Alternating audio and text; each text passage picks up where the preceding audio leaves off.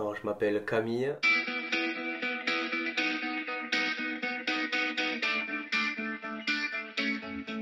Je me décrirais comme quelqu'un d'assez solaire. J'ai le sourire assez souvent, presque tous les jours même. J'aime aussi tout ce qui est, on va dire, le dépassement de soi. Donc c'est pour ça que ça se retransmet sûrement dans le côté sportif. Mais voilà, ouais, très solaire et quelqu'un qui aime se dépasser. C'est mes deux plus caractéristiques qui me correspondent le mieux, je pense. Je m'attache beaucoup trop aux gens des fois. J'ai le, comment on dit, enfin, je sais pas, j'ai un grand cœur, je sais pas comment ça se dit. Ou fleur bleue, non, c'est pas ça? Je sais plus. Je m'attache beaucoup aux gens, ouais. Bon, c'est bien, hein. Mais des fois, il y a des personnes, il faut pas trop s'attacher aux gens, à certaines personnes, parce que bon, elles ont pas forcément les mêmes convictions que nous. Et bon, elles font un peu des choses, un peu des fois malsaines, hein, ça arrive à tout le monde, hein, donc ouais, je dirais que des fois je m'attache trop rapidement aux gens. Mais ça, c'est parce que j'ai envie que tout le monde soit content et veuille du bien, quoi. L'imaginaire, franchement, il prend un tiers de ma tête, hein. Ah ouais. J'imagine toujours 10 000 trucs, donc je garde les pieds sur terre, je fais les trucs, je fais ce qu'il faut, mais constamment, ouais, constamment je suis en train de passer à autre chose qui pourrait se faire, que personne n'a fait, et pourquoi on le ferait comme ça, ah ben go, ça pourrait être énorme. Enfin, ouais. J'adore aider les gens, des fois je fais pas exprès de les aider même. Alors des fois ça peut me porter à défaut parce que j'aime trop aider, mais je dirais que ouais, c'est une belle qualité, c'est que j'aime la relation humaine et vraiment aider du monde, aider les gens. Ça c'est ce que j'adore, c'est ce que j'aime par-dessus tout. Voilà. Et je dirais que notamment avant j'avais ah, oui, du mal à m'imposer.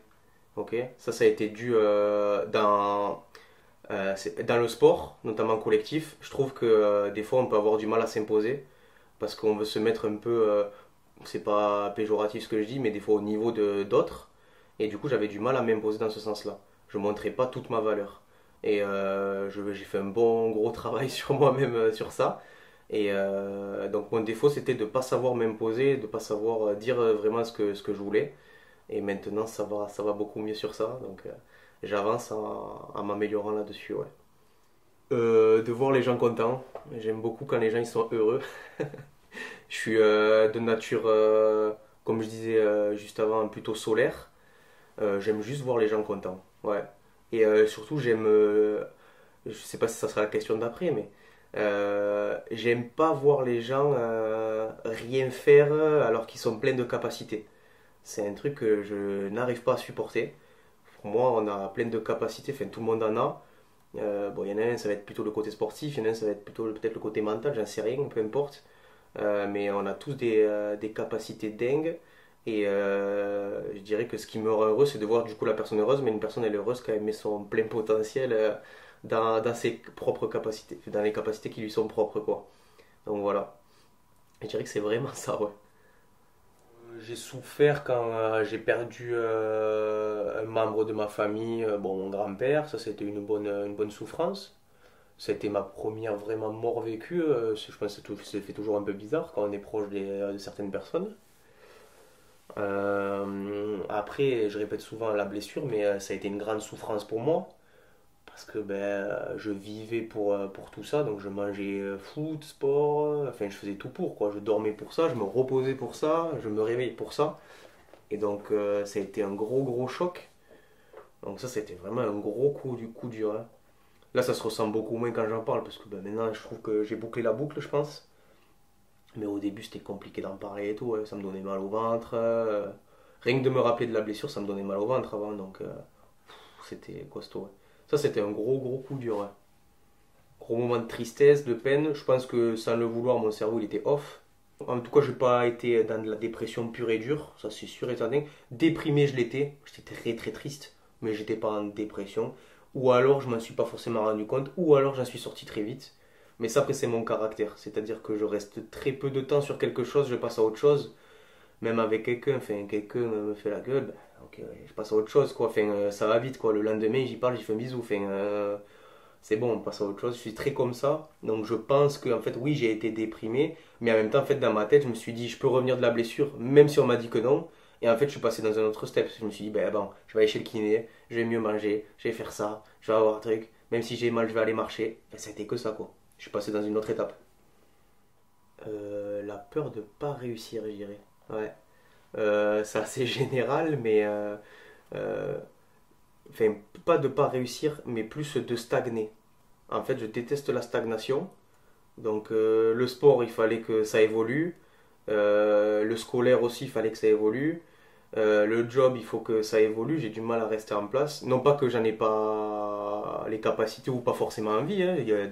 Mais même si je suis au même endroit, au même lieu, il faut que ça évolue, il faut que ça bouge.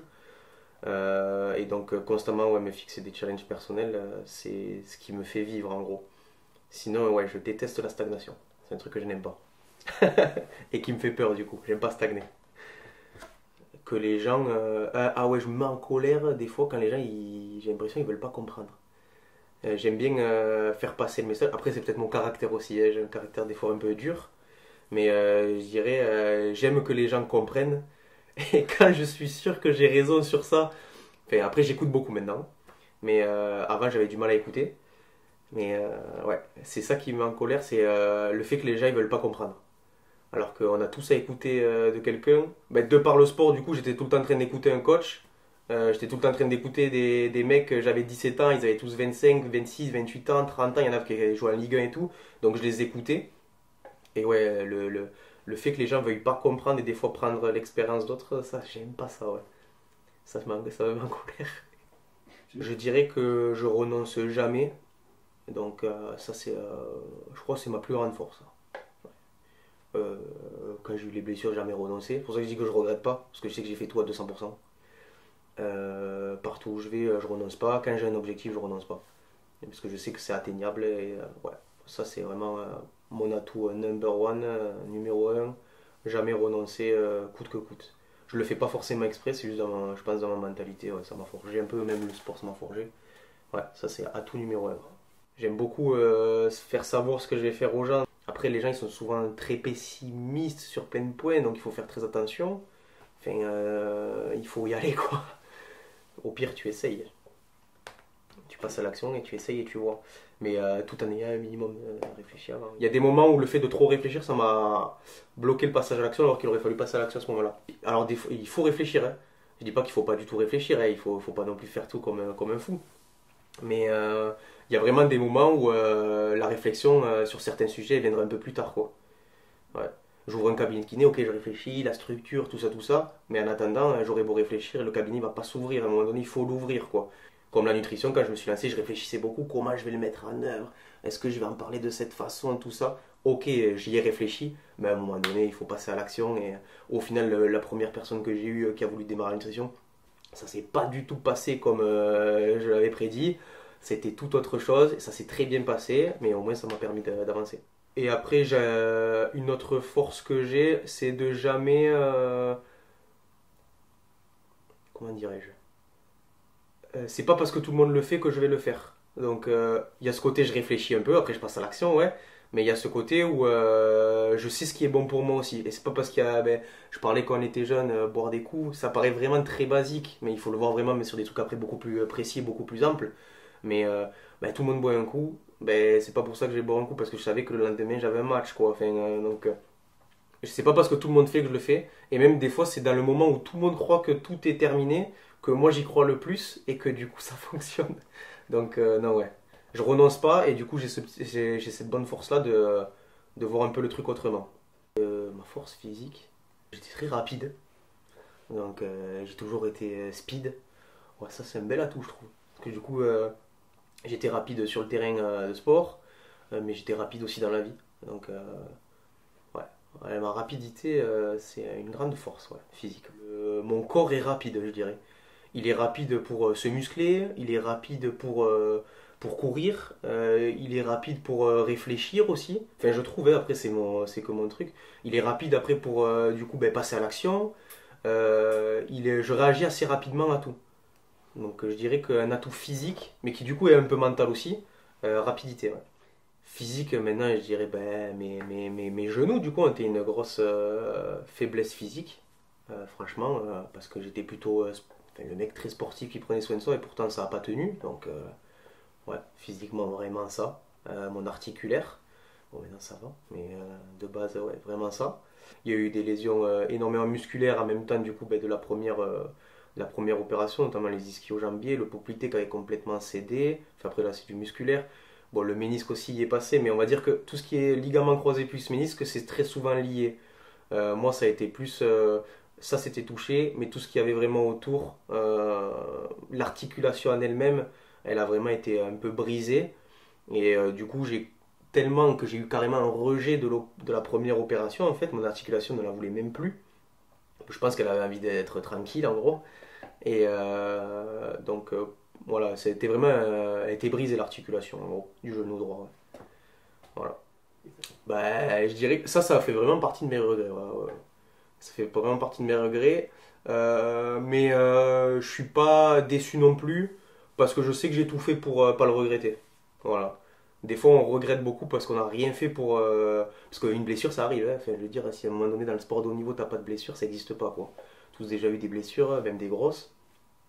Par contre, quand tu fais tout derrière pour y arriver et que du coup tu retouches le haut niveau et que ça redégringole et ci et ça, ouais, donc ça a été mon plus grand regret, c'est que mon corps m'ait pas laissé vivre ça, je dirais. Mais après, je regrette pas le fait d'avoir essayé de ne pas regretter. Je sais pas si ça se dit, mais ouais, je vais au sport. Non, je prends soin de moi. Ouais, je prends soin de moi et je partage. Je prends soin de moi et je partage. Franchement, j'ai du mal à rester en place. Donc, déjà, je travaille beaucoup. Et vraiment, quand je sors du cadre du boulot, ben, je viens faire une activité. Là, par exemple, je sais que c'est un moment et pour vous, pour d'autres personnes, mais aussi pour moi. Ça me permet d'être devant une caméra, de parler, donc j'apprends. Donc, c'est cool. J'expérimente en fait, tout le temps, constamment. Je crée des trucs. Ah ben, ce soir, on se rejoint tous là. Enfin voilà, j'organise tout le temps des choses. Comme ça, je vois du monde, je parle. Et des fois, j'ai mes moments où je dois vraiment être seul. Et là, je prends soin de moi. Ouais, le sport rentre dans le fait de prendre soin de soi pour moi. Donc là, bon, la nutrition aussi, etc. Mais je dirais, c'est vraiment, je peux avoir des moments détente. Ok, ben, je me forme sur le yoga, quoi. Enfin, du coup, je fais du yoga, des choses que j'aime. J'aime beaucoup voyager de base.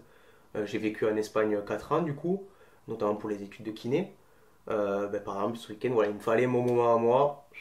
Allez, je décolle, je vais en Espagne, solo, tranquille. Voilà. Donc ça pour moi c'est prendre soin de moi, c'est d'un coup, je fais beaucoup, et d'un coup il faut que pouf, je déconnecte un peu. Pour mieux revenir, on va dire. C'est des moments de déconnexion. La santé, ça me passionne énormément. Le sport me passionne énormément. Alors j'ai fait du judo plus petit.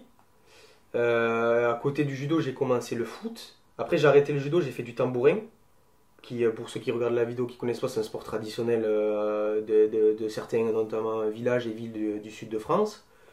Donc je me suis régalé au tambourin. On peut le pratiquer en extérieur ou en salle. Donc ça a été mes trois sports, on va dire, collectifs ou individuels, mais vraiment dans un club. Et sinon, après, le sport pour moi, à côté du foot notamment, vu que ça se professionnalisait, j'ai dû commencer tout. Enfin, j'ai fait de la musculation, des circuits training, aller courir pour moi, me préparer, etc. Donc, en parlant de sport, vraiment tout ce côté-là aussi. Tout ce qui est circuit training, musculation, voilà. La nutrition qui fait partie du coup pour moi de la santé, et même qui pour le coup ne l'est pas considéré, pourtant c'est le premier pour moi médicament, donc c'est le premier aspect de la santé. Le second c'est le mouvement, donc le sport. Donc j'ai vraiment ouais, santé avec ce qu'elle contient, nutrition et sport. C'est mes plus grosses passions. Et après le dépassement, ouais j'adore ça. Me dépasser j'adore, dans tout. L'humain plus. Ouais, l'humain ça a beaucoup de valeur. L'humain il est toujours au centre de tout, donc les relations. L'humain, les relations, le partage, c'est les plus belles valeurs je trouve. Ça veut pas dire qu'on n'a pas le droit à ces moments où on se sent un peu seul, faut qu'on reste tranquille dans notre coin, c'est notre moment un peu bulle. Mais l'humain c'est vraiment important. Mais après j'aime tout ce qui est beau, j'aime les belles choses aussi. Mais c'est toujours pareil, pour moi il faut faire le truc de manière saine. C'est-à-dire que par exemple, je me fais des cadeaux quand j'ai réussi un objectif, par exemple. Donc je le vois plutôt comme ça. Donc ma relation matérielle, c'est ben, je vais pouvoir m'offrir tel truc que je voulais. Après, chacun a son matériel. Il y en a, je connais des mecs qui sont plutôt geeks. Lui, c'est avoir le dernier ordinateur truc. Il y en a un, il est plutôt dans la mode, c'est avoir la dernière paire de chaussures. Le mec qui est dans le foot, c'est les dernières paires de crampons. On s'en fout, on s'en fiche un peu. Mais ouais, j'ai un bon rapport matériel avec les choses. Ça me. Je juge jamais personne sur ses façons, les habits qu'il a ou quoi que ce soit. Ça veut rien dire parce que je connais des personnes qui gagnent énormément d'argent et qui pourtant, quand on les voit, bah, elles n'ont pas prêté d'attention en fait au bien matériel, elles s'en fichent complet. Mais après, c'est plus des objectifs, je dirais. On peut se fixer des objectifs via ça. C'est ce que je fais du coup, en tout cas pour ma part. Pour moi, un côté, on va dire, pour moi qui fait partie de la définition de luxe, c'est vraiment le fait de pouvoir voyager, de pouvoir me libérer du temps. Pour moi, c'est un très grand luxe ça. Voilà. Me libérer du temps, pouvoir aller manger un bout dans un restaurant au bord de l'eau parce que j'en ai envie. Voilà, pour moi, ça c'est le temps, c'est le plus grand luxe que je souhaite, que je fais tout pour avoir. C'est mon objectif en gros. Voilà. Après, je m'achète des beaux habits aussi, des trucs comme ça, mais j'en ai pas du tout fait une priorité absolue du tout, du tout. Hein. Même, je pense que j'ai pas fait du shopping depuis pas mal de temps maintenant. Ça compte plus qu'à moi, je dirais, parce que je suis pas trop comme ça en fait. En tout cas maintenant. Avant, je l'étais un peu plus, je trouve. Maintenant, beaucoup moins. Et vraiment, maintenant, c'est le luxe du temps. Ouais. Le temps et bouger. L'engouement. Parce que des fois, au début, on connaît pas beaucoup les gens, mais le fait qu'ils mettent de l'engouement à faire quelque chose, ouais. Leur positivité un peu. Ouais, ça, j'aime beaucoup. Quand j'apprends à connaître quelqu'un, si je vois que la personne, ah ben ouais, ça serait trop cool. C'est cool, quoi. Ça, j'aime bien, ouais, sur les premiers abords. Bah, le pessimiste. Voilà. Voilà, très- Bon, après, peut-être qu'il vit une galère aussi à ce moment-là. Hein. Donc, il faut l'écouter. Mais celui qui se plaint beaucoup, au bout d'un moment, je lui dis, arrête de te plaindre. Mais ouais, ça. Je déteste que les gens ne fassent pas ce qu'il faut pour évoluer. Après, c'est des choix, hein, je les respecte. Mais au fond de moi, je me dis, mais cette personne, elle a tellement à faire là actuellement sur Terre dans la vie qu'il ne faut pas qu'elle gâche ses journées, si je puis dire. Après, c'est un point de vue personnel, hein, parce que j'ai toujours été assez dynamique à fond.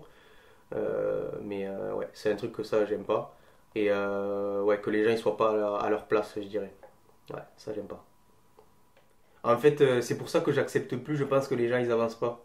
Parce que quand on me dit j'ai mal, quand on me dit ouais, j'y arrive pas, en fait, je me dis, mais enfin, go quoi, tu vois. Il y a toujours un moyen de passer au-dessus, de faire quelque... En fait, si on veut, on peut y vraiment faire quelque chose. Pour le coup, moi j'ai déjà essayé plein de choses.